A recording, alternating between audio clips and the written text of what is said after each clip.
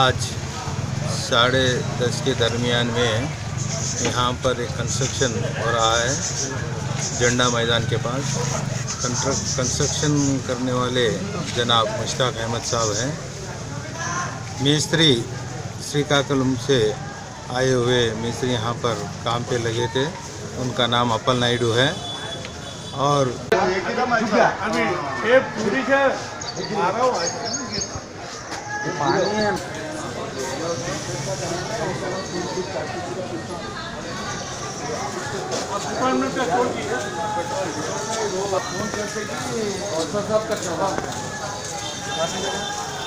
Retired हो गया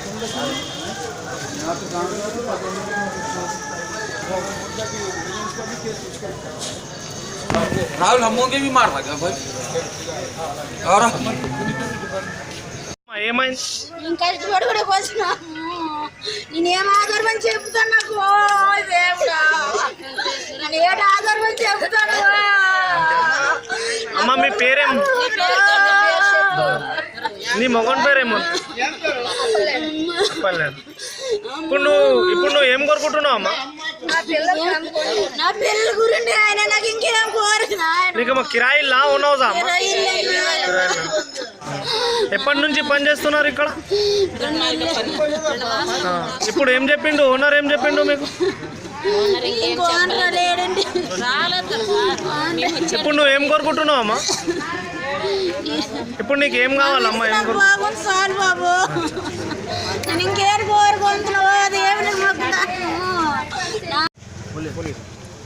आज 10:30 के दरमियान में यहाँ पर एक कंस्ट्रक्शन हो रहा है झंडा मैदान के पास।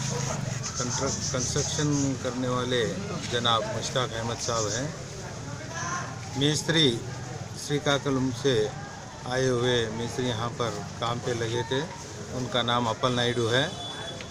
और तो टेप का पिछला हिस्सा कुछ वायर को लगकर सडन ऑन द स्पॉट उन्हें वही ऊपर ही बिल्डिंग सेकंड फ्लोर पे गिर गए थे। जब भी यहाँ पर बस्ती के लोग इमीडिएट 108 को फ़ोन कर वो गाड़ी को एम्बुलेंस को मंगाया गया है। तो फ़ौरन ही उनको उस्मानिया दवाखाने में दाखिलात करे हैं। तो अभी उन्होंने सीरियस है कहकर बता रहे हैं।